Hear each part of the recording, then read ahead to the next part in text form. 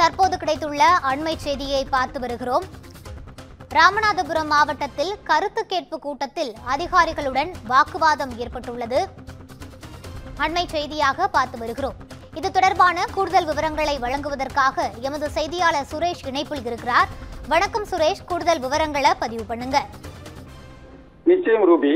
ராமநாதபுரம் மாவட்டம் பரமக்குடி அருகே முத்துவயல் கிராமத்தில் ராமநாதபுரம் மருத்துவ கூட்டமைப்பு சார்பில் பொது உயிர் மருத்துவ கழிவு சுத்திகரிப்பு ஆலை அமைக்க தனியார் இடம் தேர்வு செய்யப்பட்டு நடவடிக்கை எடுக்கப்பட்டது.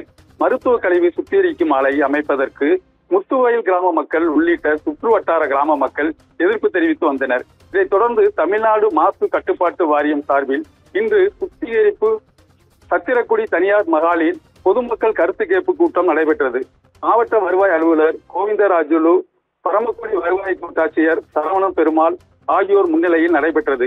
இதில் முத்துவயல் கிராம மக்கள், நம் தமிழர் கட்சியினர், தராய் சார்பெண் எதிர்ப்பு குழுவினர் உள்ளிட்ட பல்வேறு அமைப்புகள் கலந்து கொண்டு மருத்துவ கழிவு சுத்திகரிப்பு ஆலையை அமைப்பதற்கு கடுமையான எதிர்ப்பு தெரிவித்தனர்.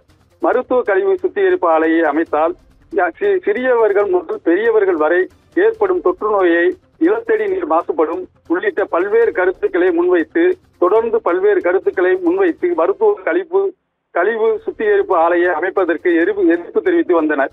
அப்போது எதிர்ப்பு குழுவினரும் மருத்துவர்களுக்கும் வாக்குவாதம் ஏற்பட்டது.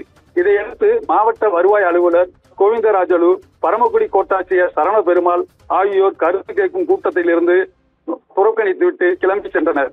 இதனைத் தொடர்ந்து அந்த இடத்தில் இருந்து மருத்துவ கழிவு நீர்கள் அமைப்பதற்கு கடுமையான எதிர்ப்பு தெரிவித்து வருகின்றனர். ரூபி, விவரங்களுக்கு நன்றி சுரேஷ்.